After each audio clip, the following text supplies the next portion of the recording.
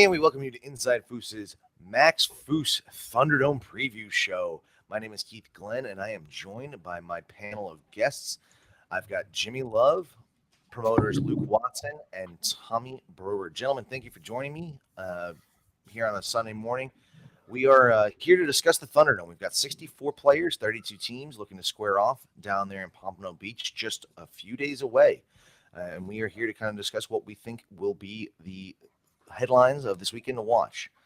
So as we jump in here, gentlemen, Luke, I want to start with you since you are the only one of us actually not competing. Who do you think is going to be our top competitor this weekend? Keith, well, first of all, thanks for having me. And Jimmy, thanks for setting everything up. And Tommy, good to see you, of course. I'm more familiar. I'm not a tour player other than Florida State's. And so I'm more familiar with the people I've played with in Florida.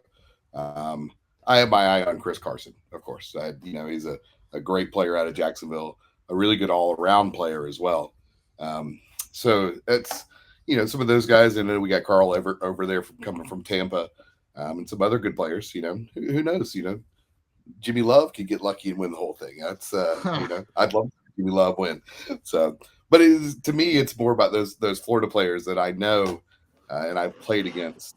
I've heard these other names, but it'll be exciting for me to see some non-Florida players play as well. Awesome. Tommy, I know that you have a little bit of more of a chance to get out on tour than Luke has. Who are you looking to come from out of state to challenge for the title? Out of state? Man, well, first, let me also say that it's a pleasure to talk to me. Thank you for seeking my opinion on this. Out of state. Maggie Strong is about, and I think has a chance to bring it. She's a real scrapper from Tennessee. I would never count her out.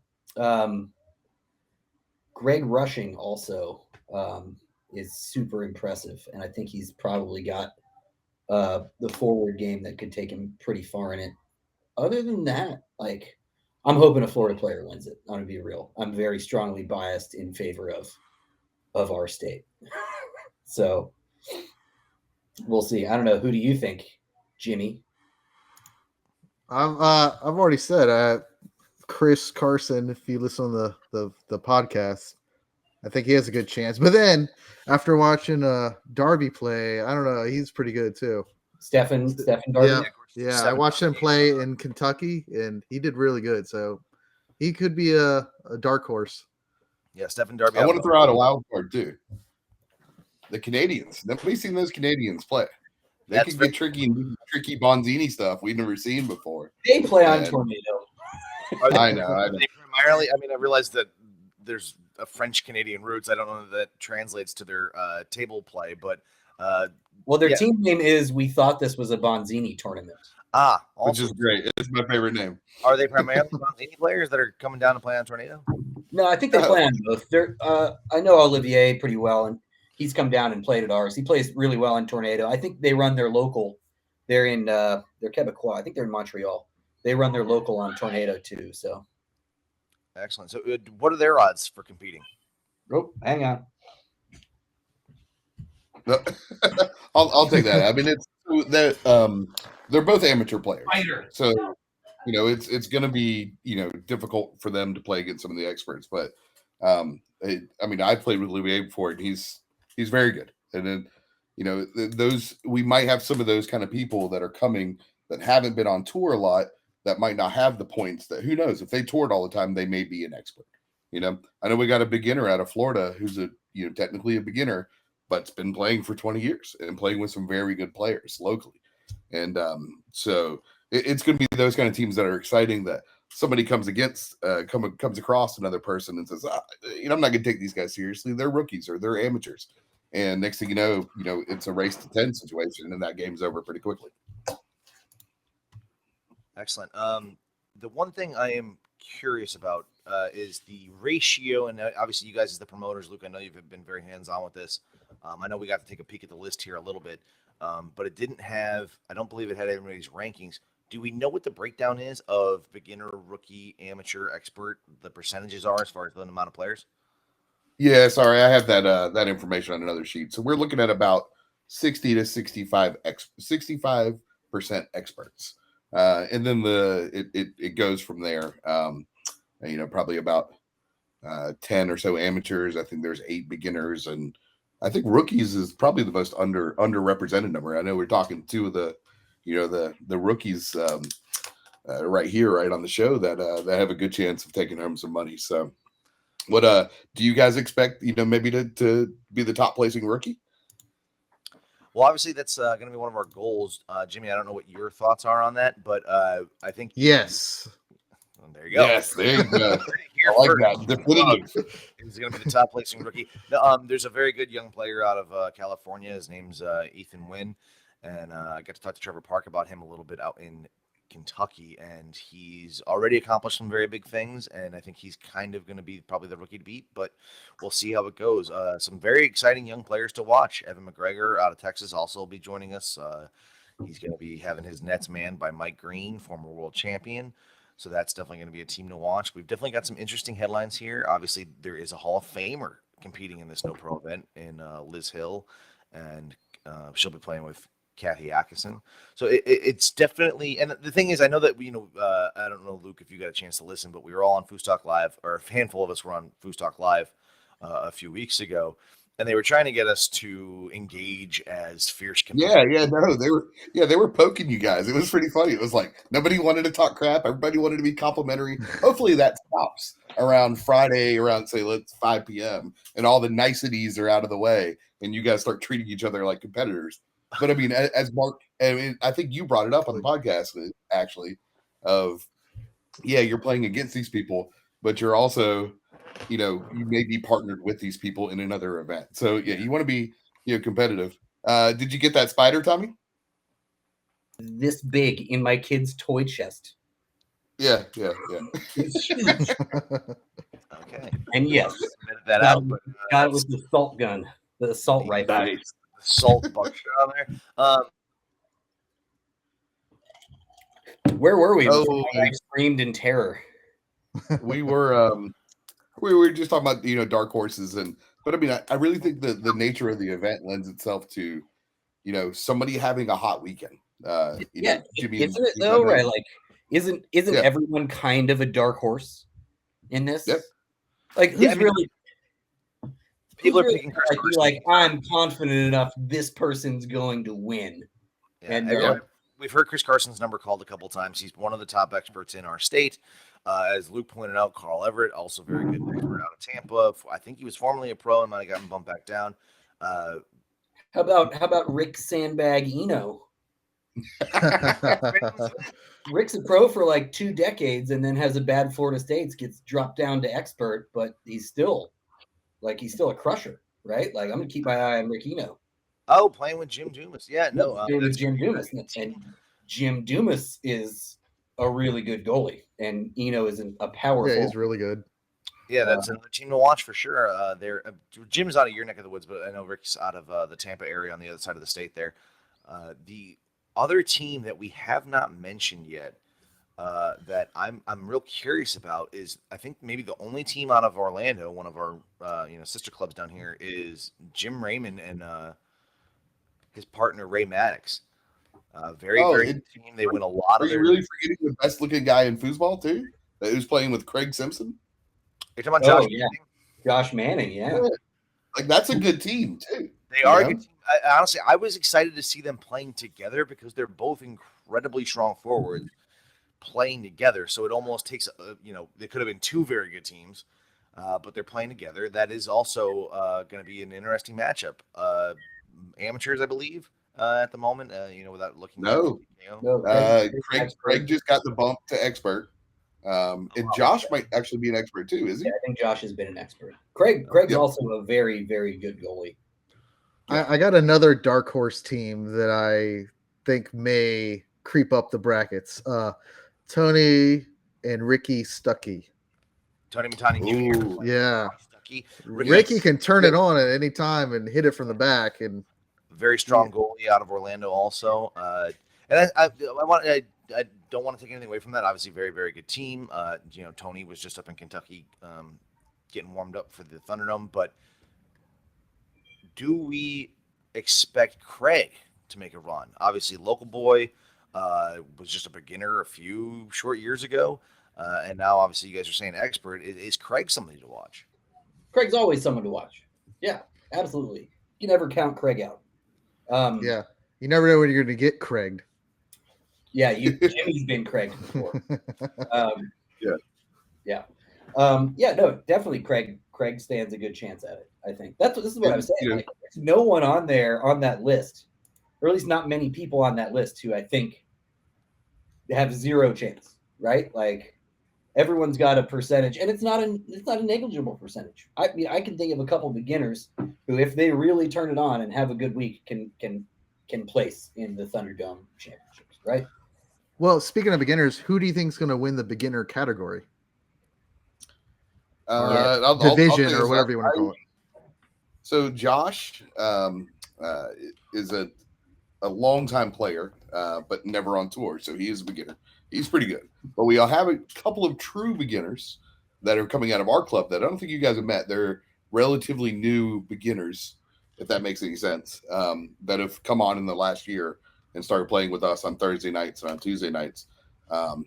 Alex, Jack, and Eric Wilcox are both really strong players. Yeah, I played Alex. Has got some fast hands. Yeah, and he's from Belgium, so he's good foosball blood, I guess. And so those guys are they're going to be blessings to experts in the designated when those guys can play up front and pass and shoot in the expert with an expert goalie, and they can pull off some wins for sure.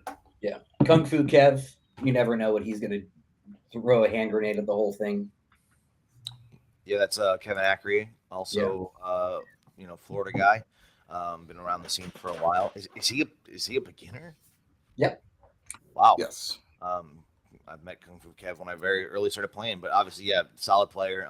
Clearly just doesn't get on tour. And that's the thing. We're playing in Florida, and there's a ton of lower ranked players here in our state that just don't get on tour much, that, to Tommy's point, have a real chance of upsetting kind of the status quo here and toppling an expert or, even better, winning, placing in the final, as the overall champion. Yeah. I mean, let's take a look at, think about how much being a good goalie, a strong goalie, will benefit you in this tournament, right? If you're a strong goalie, I mean, like a true goalie, someone who plays goal and specializes in it, practices it, has like a standard pattern and clears and stuff, right? You're going to get a good forward, so you've got a good shot in the bring. In the DYP, well, this is heavily stacked with experts and amateurs, and most of them are forwards, right? So if a good goalie gets a good forward, or at least a decent forward in the draw, they're looking good there. Designated, I mean, that's built for them. And then I think a lot of times singles favors the goalie. I mean, if you're a good goalie, you're also usually a good singles player, as long as you're fast. So Tommy's throwing his money behind Mike Green, is what I just heard. I'm throwing I wouldn't count Mike Green out. I don't know what Mike Green's singles game is like these days, right? He might fall over. But how about Sean St. Germain from Tampa? That's another good one too, right? Oh, he's in it? Yeah, Lord. He's playing with Carl Everett. I don't recall their team name off the top of my head, but Carl Everett, what he said. Yeah, we have. That's an interesting. Tommy, who do you think is the best expert to win? Best expert to win? Yeah. Like the expert category. You're talking about Sean St. Germain, but whatever. I know, but you don't like Sean. That's cool. Yeah. I like Sean. Sean's great. I mean, look, it's Keith's internet that's bad. There's a lot of variables that can be moved around, right? It's gonna prevent you from having a good picture of what beginner is gonna win it, or what rookie, or what amateur. I think expert's easy, right? That's the one constant through this whole thing, and it's me, boys. Yeah, I heard this coming. I heard that elephant in the room getting up. I'm taking the whole pie, bro. I'm not. I know I play with Tommy a lot, and I know we're partners in this whole South Florida Foosball Club thing. But if you want to talk about an expert that can play goalie, can play forward, who has probably lower expert numbers. You're a more lower level expert, right? I don't know.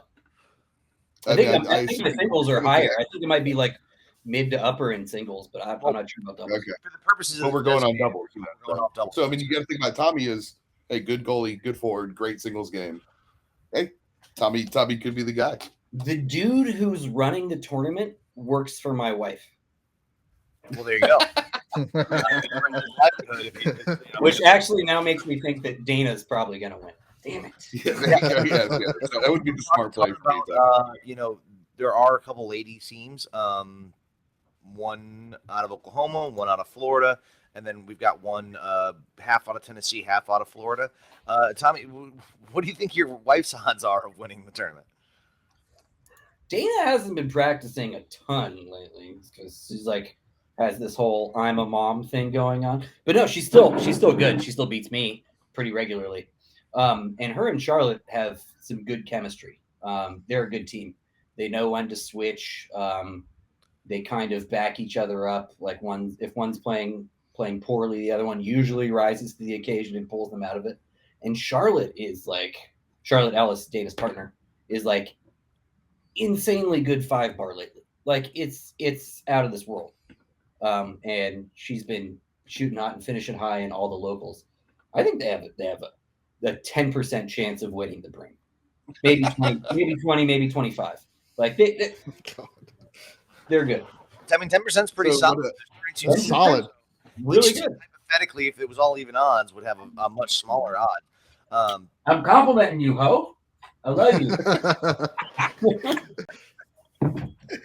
But so, Tommy, what about your point about a really good goalie, the format kind of favorite goalie? You want to talk about women players? What about Daphne? I mean, Daphne could probably block most of these players that we've seen, and she can block anybody in Florida. I'm sorry, I've seen her stuff in Florida. Daphne would naturally be up there for me for that reason, because of my hypothesis that goalie play matters a lot here. But she has relatively high, or not relatively high, like kind of medium points in standard points, right? Is she an amateur in standard? No, she's up to an expert in doubles. In standard? Yes, in open points. Really? She is up to an expert. Yeah, so she's going to be man in the net, during the designated for sure. Yeah, that benefits her. That does benefit her, right?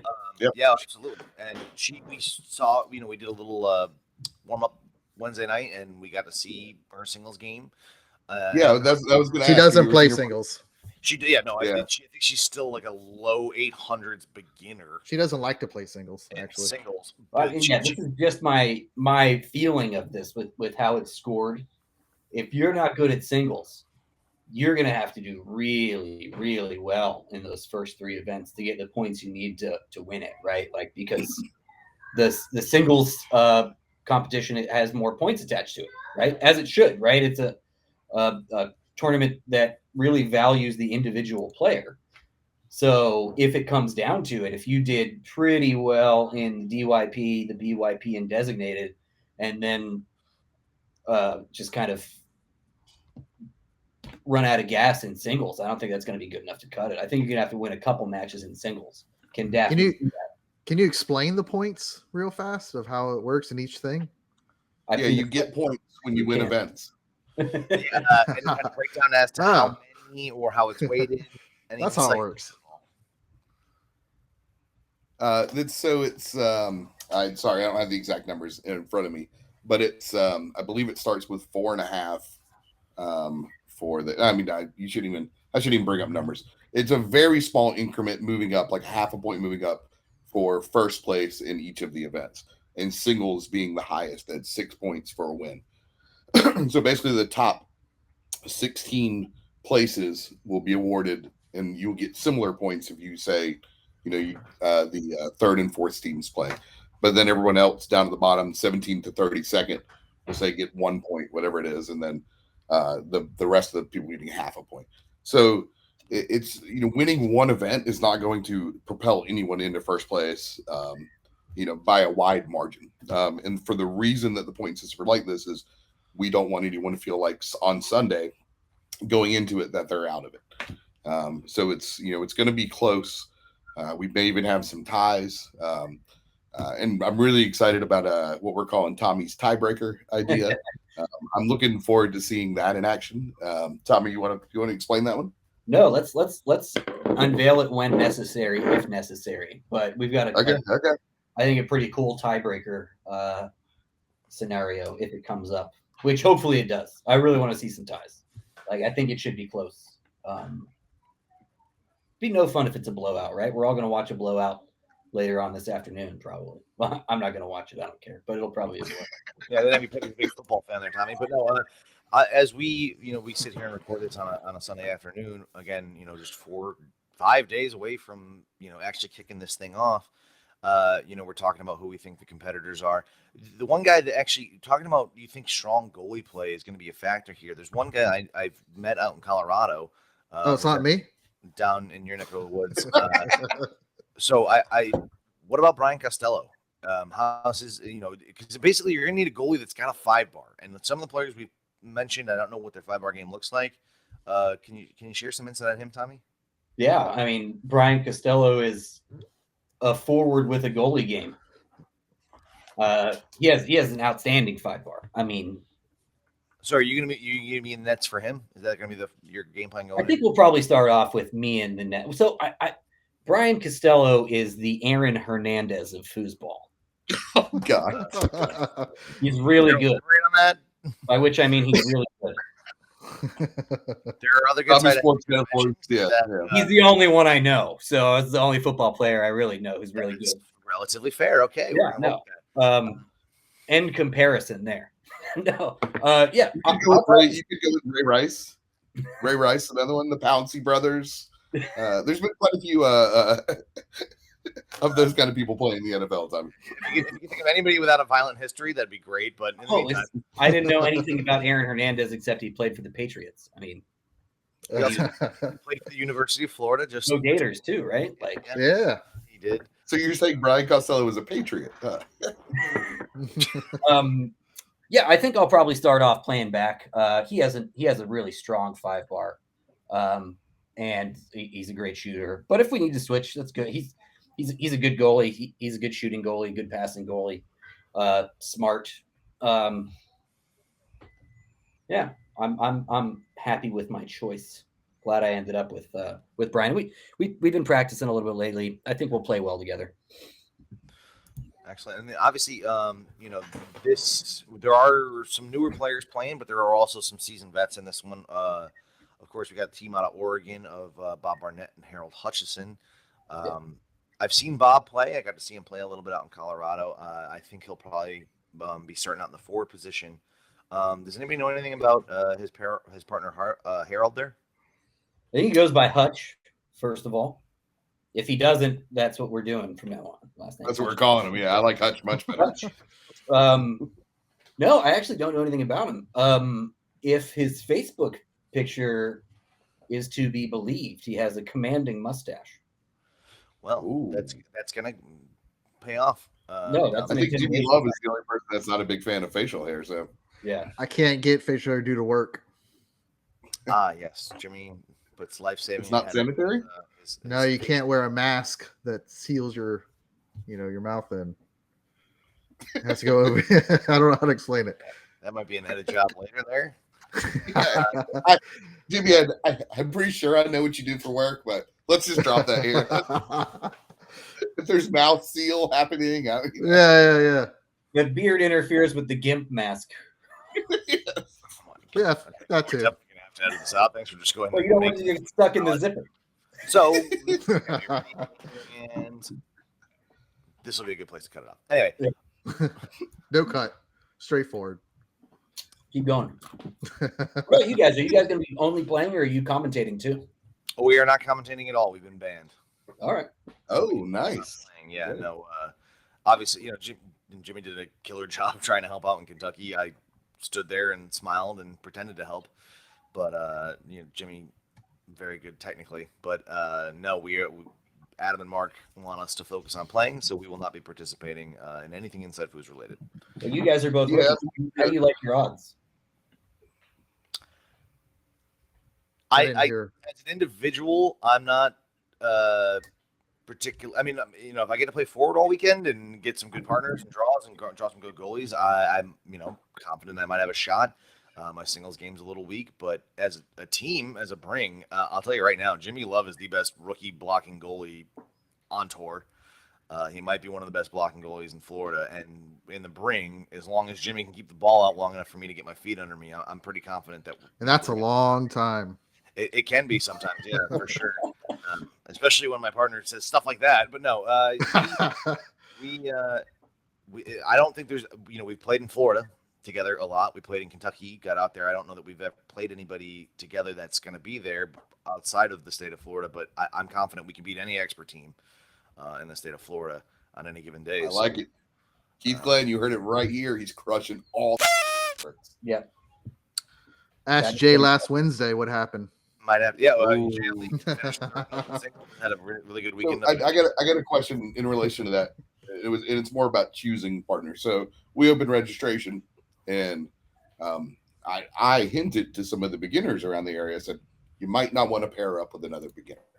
I said, you may want to wait for near the end of registration, that if there's an expert floating around that you can play the bring with, it's better if you pick up that expert. And of course, nobody took my advice. So you guys, both rookies, but yeah, you play together, so you're familiar with each other. What was the thought process in you two, choosing another rookie partner to play with instead of maybe waiting on an expert? Keith, go ahead. Go first. I was going to let you handle it, Jimmy, but I got to say, Luke, you have a career in journalism. That was very well put. So for me, it was just, I have primarily focused on my forward game since I started playing just 2 short years ago. And like I said, Jimmy's one of the best goalies around. And I very much enjoy playing with him. And so that it was, for me, it wasn't much of a thought process. It was, if Jimmy wants to play, we're going to play together. I don't know what it was like on his end, but pretty straightforward for me.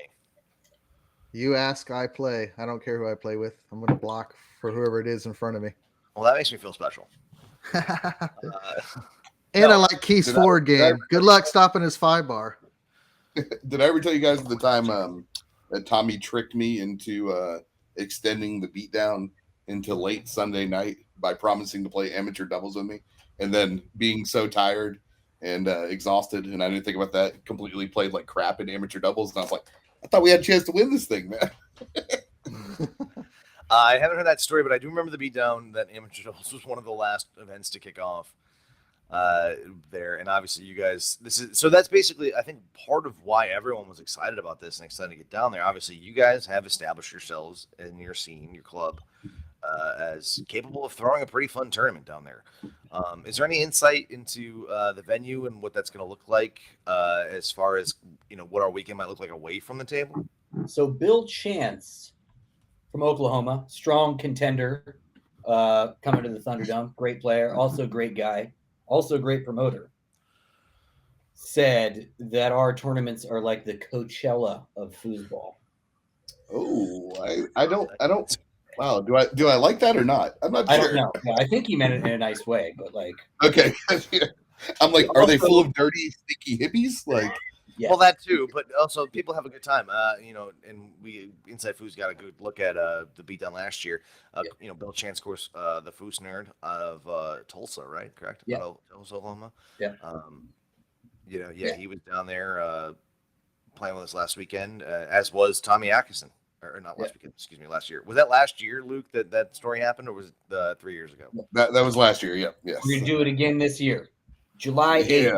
Yeah. July 8th. Yeah, and I appreciate you guys working that date out for me. That was very nice. No problem. Yeah. It was congratulations on your sister getting married. No, that already happened. This is my best friend back home. So anyway, but no, that'll work out, and we'll all get to go down there. And Jimmy, I know, has a title to defend down there at the beat. Yeah. Okay. So the venue is 26 Degrees Brewing Company. It's awesome. So it used to be a Winn-Dixie. Was it a Winn-Dixie or a Publix? Winn-Dixie. Yep. It used to be a Winn-Dixie, right? So it used to be a supermarket. It's huge. It's monstrous. There's tons of space. There's actually going to be karaoke on Friday night while we're playing. So we'll probably lose Torres for a good part of that. But yeah, it's they have great beer. There's good restaurants in the area. There's generally a food truck out front that's pretty awesome. It's probably less than a mile away from the intercoastal loop and beach. I don't know. It's right there. Yep. It's where we do our Tuesday night tournament. When we started to get a little crowded up here in Lake Worth about 3 years ago, maybe, Tommy, maybe 2 years ago, 2.5. But we started looking for expansion, and a lot of people were driving up from like Broward County to come play at our event here in Palm Beach County, and that was one of the.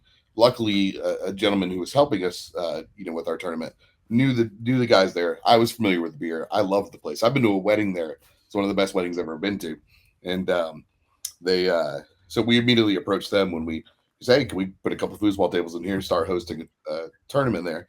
And so, when we kicked around the idea for this tournament, it was definitely a place. You can get a lot of tables in there. I don't think we'll ever throw a tournament in a hotel ballroom. I think that's an unspoken rule between Tommy and I that I just spoke. But, we like our tournaments to be in fun places. So. Well, that's definitely awesome. And now you spoke and ruined it, yeah. Yeah, now it's out there. Now people know the secret to our success. But it's also it's big enough for us to put 16 tables in, and it still won't mess with their business, right? That's awesome. And I think Inside Foos, and I think this is all that Mark has talked about on the podcast for a couple weeks now is this tournament. But one of the parts that I think that I'm most excited about for it is the table to player ratio. Yes, that's been discussed. There's 32 teams, 64 players, and you've got 16 tables. Yeah. For anybody at home, that's one table for every 4 people, which means that everybody during the doubles events will be playing at the same time. And I mentioned this on the podcast a couple weeks ago when I was on with Tom. I don't know that everybody participating in this event really realizes the amount of foosball that we're going to be able to play. Yeah. I want you to leave and be like, I'm not playing foosball for a week. But then everyone thinks that. But I hope that everyone gets put through the ringer, right? No long, 2.5, 3 hour waits. You play your match. You get 5 minutes while the other matches finish up. You go start your other match. But yeah, I'm stoked to see how that works out.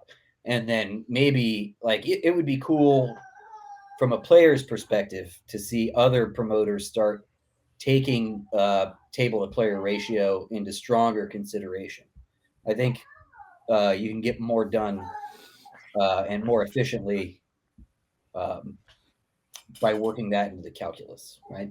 Yeah, I mean, even if you're not necessarily employing the Swiss system, which obviously has been talked about a lot coming into this tournament, you obviously were able to do this because you knew you were capping the number of players. Yeah. It wasn't open registration. You didn't have 100 people signing up day of. So it was a little easier for you guys to know and set that up, which is great. That's excellent. And, we've already seen, USTSO President Donald Wilson at the tour kickoff there mention that the USTSO Championship for this coming season is going to potentially employ the same Swiss format. So very interesting to see how this is kind of, I know Mark has been very involved and is hoping that this is going to be a revolutionary event. But it's interesting just to see that it's already having some kind of impact, at least on the discussion of how we run our tournaments here locally in the U.S. I'm not sure, Keith, but I think you need more than 4 people to play a Swiss tournament. Jude, did I suggest that you only needed 4? Oh, you're taking a shot at the USTSO Championship. Yeah. Let's get all good events had deeper fields. Let's take this moment to tell everyone to sign up for the USTSO. Yes. Play the USTSO. I like what he's doing. I realize it was the first year he did it, and getting people to travel for foosball is a very hard thing. We are very lucky. We got you guys 4 hours away. Tommy and I have come up to your local before. You guys have been down to our locals. We got Orlando pretty much in between us. Nobody wants to go to Tampa and play, but well, the whole other side of the state. I think that's members only stuff. No, obviously Tampa, known to be one of the strongest scenes in the country. A lot of very, very good players down there. But I think only one team joining us out of Tampa this coming weekend, correct? Is that Sean and Carl are the only team? Oh no, Rick Eno and Mike Green. But I think there's only the one team out of Tampa, correct? Well, that's there's not that many experts there. They're all pro and above. So There's a lot of experts and amateurs in Tampa. They just don't travel. Tampa players kind of like stay in Tampa, and that's they've got a good scene. So why, if you got it down the street, why leave, right? Yeah. Actually, I was a little surprised to see some of their, their local promoter there, Gabe Schroeder, didn't sign up. There's a couple, I expect to see more teams out of Orlando, some very strong expert teams out of Orlando as well. Yeah, where's Gary Gold? Where's Gary Gold? Well, so I actually do have some little bit behind the scenes. I don't know Gary well, but I do know that he was supposed to play with Mike Green. Yeah.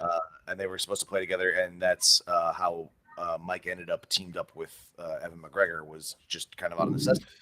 But there's a dark horse right there. Yeah, it works out well for him because Evan's a very, very strong forward, and as we already mentioned, Mike a very good goalie. So we've been talking about the format, the venue a little bit. Some of the teams coming from away from our home state here in Florida. I'm kind of anticipating some of these other Northerners, which I guess everybody is Northern for you guys, sort of trying to take the opportunity to treat this as a vacation. And you guys have already mentioned on air that we won't be playing till 3 p.m. on Saturday afternoon. So they're going to have a chance to drink in a little bit of the local culture and the beach and things there. Is there any plan organized, I guess, for Saturday morning or Sunday morning, Friday evening, Saturday evening, to kind of? We're kind of hoping, that'll happen organically. I'm sure people will be in town Friday night and everybody will kind of start talking and, hey, what are you guys doing in the morning? If people want to meet up or go to the beach or whatever, both of you guys have been lucky enough to be at our beatdown, and you guys know that, it's this non-open event, with the closed registration allows us to do those kind of things where, hey, we don't need to start at 8 o'clock in the morning. We know how many tables we have. We know how many people we have. So it allows for, hey, have some fun too. And man, if I was from Minnesota or Utah and in the middle of February, you told me I could go to South Florida and play some foosball and then also go to the beach and there wouldn't be ice in the ocean, I'd be all about it. I don't think there's a lot of glaciers floating around in the Atlantic, even so, like in New England. But increasingly fewer. Yes, there used to be, Keith. There used to be. I grew up there, and I don't recall seeing any of those. But speaking of, you never went swimming and hit a chunk of ice? No, I've never, not in the ocean at least. That salt water, it's a kind of lower freezing point. I don't know if you guys know that, but. Going back to talking about some of the players here a little bit, that's another team I don't know if any of you guys are familiar with, but I've seen them play a little bit, participating in the Smashdowns that Inside Foods covers up there in the 518 in the Albany area in New York. But does anybody know anything about the Scots, Ramsey and Sweeting out of New York? I know they're both very strong awesome players, really good. They really slipped my mind. Damn. Scott Sweeting is Sam Dijon's longtime partner for a couple of years, and I want to say Scott's won like 3 or 4 tables at IFP events in his career. He always seems to be leading with a table, but he's a good player. Scott Ramsey also really good, and they're a good team, and both very capable in singles too. So I think that's a formidable duo, and great guys too. Yeah, and somebody you brought up there, I think we may have glossed over in the beginning too. I was talking to a local guy who's been out on tour a little bit more this year, a beginner, and when I brought up who was going to be good, it was the first person he brought up was Evan, and he goes, "Oh, you haven't seen Evan play yet?" And I go, "No, I haven't." He was ridiculously complimentary of his game, and he goes, "That guy is good." Yeah, Evan playing in beginners last year. Can you tell us what we're winning money-wise, and what is the overall prize, the winning prize? I mean, there's a lot of you were winning nothing, Jimmy, probably. I know. The crazy part about the pay scheme, right, is like there are 64 players, but I think there are around 50 paid opportunities, like opportunities to get paid. If you look at all the events, we have 4 events. They each pay out to 6th place. Then the main overall event, the Thunderdome Championship, and I think that pays out to 4th or 5th. And then the ranked prizes for beginner, rookie, and amateur. There's a lot of ways to get paid. But the main cash prize for the overall winner is $4,000. Yeah, I believe it is $4,000. That's what was eventually landed on for the overall champion. So if you win everything, how much total could you win? In theory. Well, like, so not including the $400 or is it $300 for rookie, amateur, beginner? Let's include that. Let's say what if an amateur wins it? The total payouts for the tournament are a little over $15,000. A little over. So if you won each category and then you won your amateur division, how much money could you potentially get? I'm gonna add it up. Oh wait, I'm saying, yeah. Our friend Adam Gilson actually, I think, already did the math. If you win every first place and everything, it's $7,500, and then if you were rookie, amateur, who do you have to win, Luke? As far as amateur wise, gosh, that's a tough one. I mean, I'm a big fan of Charlotte Ellis's game, and I think she's an amateur in overall points, right? Yeah. I'm going to go the anti-sexist movement of, I'm going to pick a woman. Thunder Pussy Power, as their team name is. Yes, that's right. Luke's gonna pander. Tommy, who's your Tommy? Did you get that answer yet? Oh yeah, I stopped because you guys stopped talking about it. But didn't Keith say Adam Gilson figured it out? Yeah, I don't know if Jimmy can hear. I don't know where Keith is. He's muted. We can hear him, Jimmy. He might not be able to. Yeah. He can't hear me. Go ahead, finish our. What was the total? Because I don't think I've done that math. I think if you win, take first place in every single event, and are not an expert, so not including the cash value of all the packages you would win, which is 7 at this point, just the cash that you would win is $7,700. That's great. An expert can win is $7,500. And again, that sounds right. That was his math. So I mean, hopefully somebody has a really good weekend and comes out of this going, holy crap, I can't believe I actually made money playing foosball. 63 people will hate them forever. Yep. Yeah. What do we think the odds are of somebody sweeping? Oh, I think very low. They have to be very low. Very low. But prove me wrong, Tommy. Prove me wrong. So one of the things we haven't touched on yet, and I'm super excited about, where we talk about we got a little taste of it, is Tony Spreaderman being in the booth and critiquing people's games. You know, like, you want to talk about worth the price of entry right there. Is if you get a game and Tony's like, man, that guy's 5 bars. Yeah, so that's another thing we haven't really talked about is the idea that we've got, and I know that you guys had a heavy hand in this.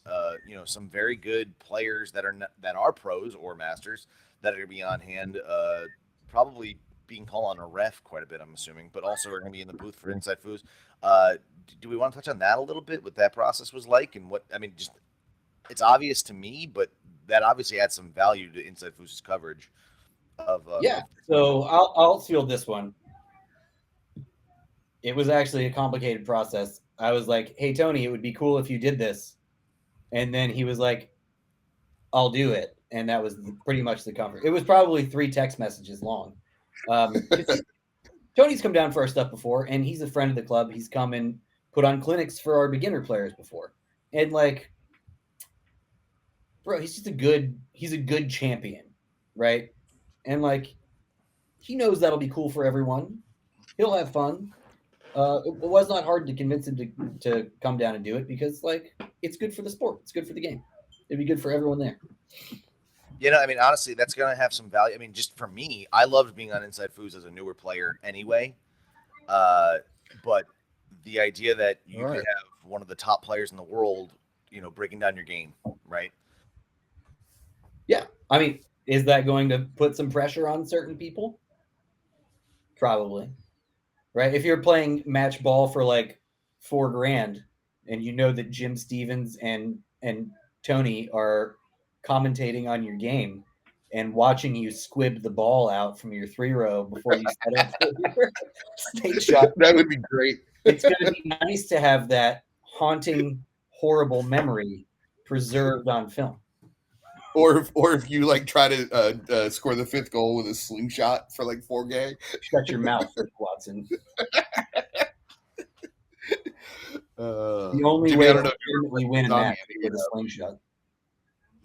Do what? The only way to win a match legitimately is with a slingshot. It's the only way you know you won. Where'd Keith go? Is he gone? Yeah, I guess he's gone. So we can go ahead and end the preview show. Well, that's how Keith Glenn exits an interview. That's how he exits. Irish goodbyes. Thanks, Keith. I mean, the professionalism. Let me just comment on the professionalism from Keith Glenn today. It's been a pleasure dealing with Keith Glenn. Let's see, we started an hour late. He didn't answer text messages until the time we started, and then he just leaves during the middle of the interview. All right, well, I would just, I'll end it then. I would just want to thank you guys for coming on and discussing all this for the first ever Max Foos preview show. So appreciate it. It was fun. I hope you do this for more events. I think I at least had a good time. And well, it makes it easier when you know the players and who's playing in it. For all the viewers out there, yeah, good. But even, maybe even from a do what? Yeah, even from a promotional standpoint, I think I would love to see this from other promoters because I mean we're an open book, and like you said, we've probably gotten lucky. You know, Tommy's a foosball social butterfly, so he knows everyone.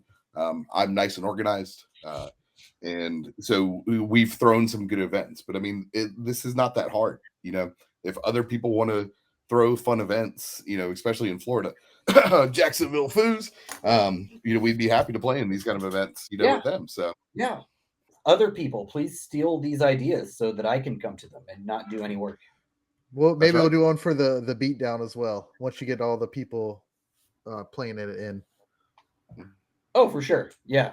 Yeah. We'd love to talk about the beatdown. We got to. I mean, how did we top last year's beatdown with all the craziness and all the silliness? We add 10 new spots for people who didn't come last year.